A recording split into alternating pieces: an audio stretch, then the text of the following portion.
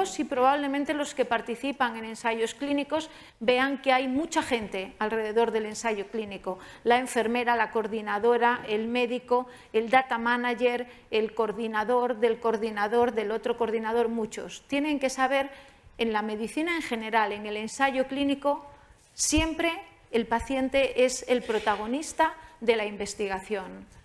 Yo a los pacientes les digo que cuando participan en un ensayo clínico están contribuyendo a crear el prospecto de los medicamentos. Cuando ustedes se van a tomar un paracetamol o se van a tomar un medicamento para la tensión y dicen, voy a leer el prospecto. Y ahí viene toda la información, los prospectos se elaboran a partir de los pacientes que se incluyen en los ensayos clínicos, tanto para la eficacia como, y es lo más importante y lo primero en un ensayo clínico, es la seguridad del paciente.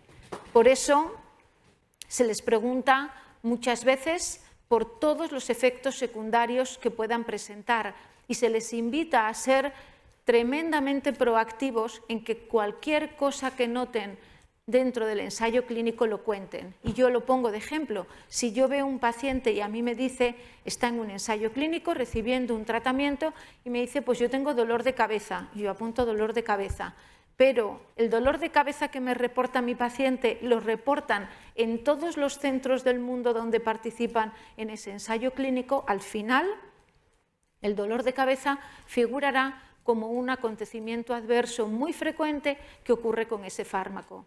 Y eso pone de manifiesto que cuando participan en un ensayo clínico están contribuyendo a que los fármacos, eso que están evaluándose en un contexto de un ensayo clínico, sea una realidad en el futuro. Tengo algunas diapositivas, vale, pero empezábamos por la primera para decirles pues, un poco lo que les he comentado, lo que es un ensayo clínico. Pero el fin del ensayo clínico es que los fármacos lleguen a las farmacias y lleguen a los botiquines de las casas o a los botiquines de los hospitales. Y tienen que saber que es un proceso complejo, largo y muy caro. Y es un proceso en el que, a modo de resumen, aparecen aquí.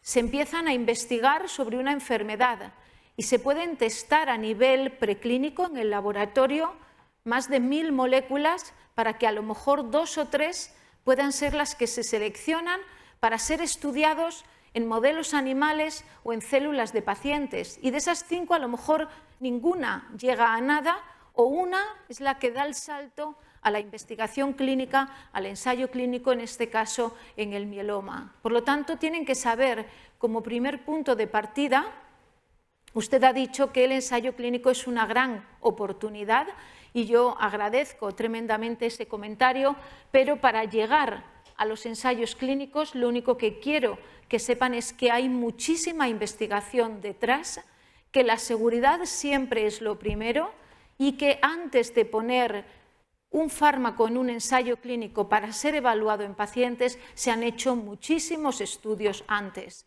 No se conocen exactamente todos los resultados y esa es la manera en la que se va a conducir un ensayo clínico, pero tienen que saber que no son conejillos de indias, como comentan muchas veces los pacientes. Hay que desmitificar eso.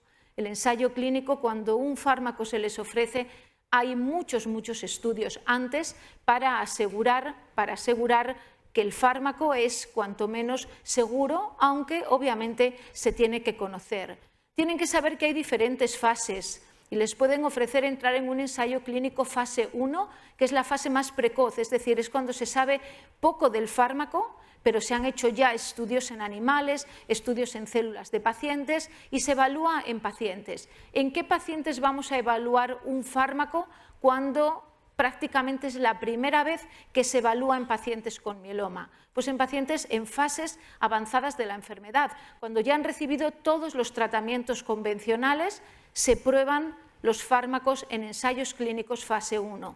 Poquitos pacientes para evaluar la seguridad del fármaco, los acontecimientos adversos, para definir cuál es la dosis e indirectamente se ve eficacia.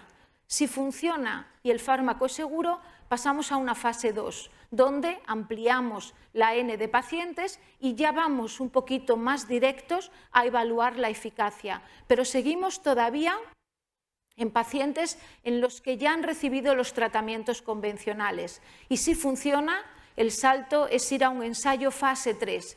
Ensayo fase 3 como en el que usted ha participado, donde ya se dice, vale, hasta ahora el fármaco ha demostrado ser bueno, pues ahora no solo tiene que demostrar ser bueno, sino demostrar que es mejor que lo que hacíamos antes. Y por eso se compara lo estándar con lo nuevo.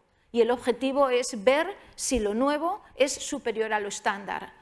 No tienen que tener ninguna pega si se les ofrece participar en un ensayo fase 3 y les toca la rama control. Todo el mundo dice, yo quiero la rama nueva, yo quiero lo nuevo. No pasa nada, los ensayos clínicos, si les toca la rama control, tenemos que tener la absoluta garantía de que lo que le estamos ofreciendo al paciente en la rama control es un tratamiento absolutamente válido, porque si no estaríamos penalizando el principio básico de la investigación clínica. Por lo tanto, no tengan ningún problema. Hay a veces en algunos ensayos donde, si de manera precoz se ve una superioridad muy grande del tratamiento nuevo, y a veces ha ocurrido, se para el ensayo y todos los pacientes de la rama control pasan inmediatamente a la rama experimental. Por lo tanto, ningún problema. Y los ensayos fase 3 son los que condicionan las aprobaciones de los fármacos. Y luego ya hay una fase posterior, fase 4, donde lo que se hace es, el fármaco ya está aprobado, se evalúa de manera comercial en la práctica clínica asistencial y recoger todos los datos de la vida real cada vez está siendo más importante para ver si en la vida real los datos del ensayo clínico se reproducen, si la seguridad se mantiene o si aparece algún acontecimiento adverso nuevo. Razones para que un paciente quiera participar en un ensayo clínico. Usted ha dicho que lo ve como una gran oportunidad. Afortunadamente, la mayoría de pacientes lo ven como una gran oportunidad para recibir innovación, porque reciben fármacos nuevos, contribuyen a la investigación clínica, a la investigación médica, van a contribuir, como les digo, a generar nuevos fármacos y desde mi punto de vista personal, cuando el paciente participa en un ensayo clínico, esto debería ser igual en un ensayo clínico que no. Yo tengo la sensación de que el paciente participa de una manera más activa en su enfermedad. No lo sé si porque les damos todo el relatorio del consentimiento informado con todo lo que viene y hay algunos pacientes que se hacen sus calendarios con las visitas que tienen que hacer. Yo creo que participan más activamente en la enfermedad. Las coordinadoras de los ensayos les hacen muchas preguntas, les pasan unas tablets para hacer encuestas de calidad de vida. Creo que la participación o la incorporación del paciente a su enfermedad puede ser incluso más activa. Les pongo muy brevemente un ejemplo de todo esto que les he puesto de manifiesto y en línea con la investigación del Grupo Español de Mieloma. Allá por el año 2000 o alrededor del 2000-2002, esto es un estudio preclínico que se hizo en el Centro de Investigación del Cáncer de Salamanca cuando surgió bortezomib. Bortezomib hoy lo conocen todos y es un fármaco que se recibe prácticamente de manera estándar por todos los pacientes con mieloma. Pero no era la situación antes, empezó a investigarse a finales de los años 90. Y en el Centro de Investigación del Cáncer se vio, estas líneas amarillas son el porcentaje de células tumorales vivas. Y ven que cuando no ponemos nada, que es el control, todas están vivas, obviamente. Y a medida que vamos poniendo fármacos, se van muriendo. Pero cuanto más se mueren, es cuando combinábamos bortezomib con melphalan y dexametasona. Y basado en estos datos hechos en el laboratorio, hicimos el primer estudio con esta combinación aquí en España. ¿Por qué? Porque 60 pacientes con mieloma nos aceptaron probar esta combinación por primera vez en pacientes no candidatos a trasplante.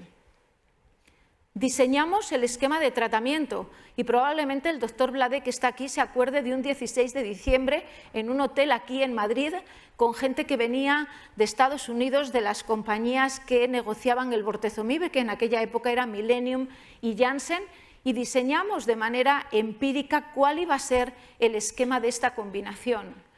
Cuando de manera voluntaria 60 pacientes con mieloma en España recibieron esta combinación, vimos unos resultados que realmente nunca antes habíamos visto para pacientes mayores. El 30% alcanzaban una remisión completa, cuando antes no más del 2% alcanzaban remisión completa. Por lo tanto, estos datos fueron realmente sorprendentes, fueron datos muy positivos que condicionaron ya un estudio randomizado, fase 3, donde se comparó VMP, que era lo experimental, con melphalan y prednisona. Los datos fueron tremendamente positivos y el siguiente paso ha sido añadir a esta combinación el anticuerpo monoclonal anti-CD38 daratumumab.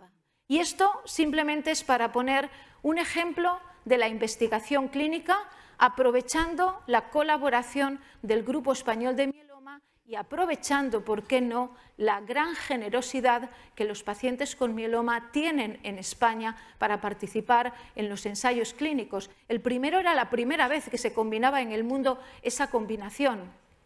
Ningún paciente tuvo ningún problema para incluirse en el estudio y contribuir a que hoy sea una realidad y lo puedan recibir la gran mayoría de pacientes con mieloma en todo el mundo.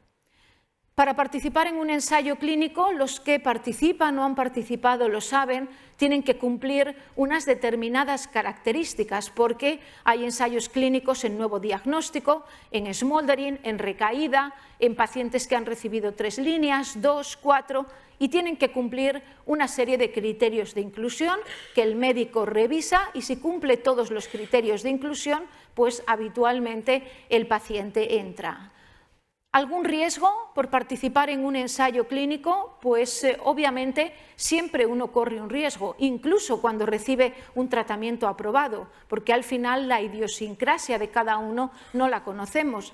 El señor comentaba antes su toxicidad cardíaca con un tratamiento estándar. Nunca podemos estar libres de alguna toxicidad que todavía no conocemos, pero en el ensayo clínico el paciente siempre es el protagonismo y la seguridad lo más importante. Por lo tanto, nunca probablemente vayan a estar tan vigilados y tan bajo control como cuando participan en un ensayo clínico, porque hay que estar absolutamente pendiente de lo nuevo e incluso de lo inesperado que todavía no se conozca. Además, tienen que saber que hay un montón de agencias detrás de un ensayo clínico que vigilan por su integridad, fundamentalmente para que los pacientes tengan una seguridad totalmente garantizada, para que si yo hago un ensayo fase 3, la rama control sea adecuada, no ponga agua como rama control y un fármaco nuevo, siempre va a ganar el fármaco nuevo. No, hay un comité ético en cada hospital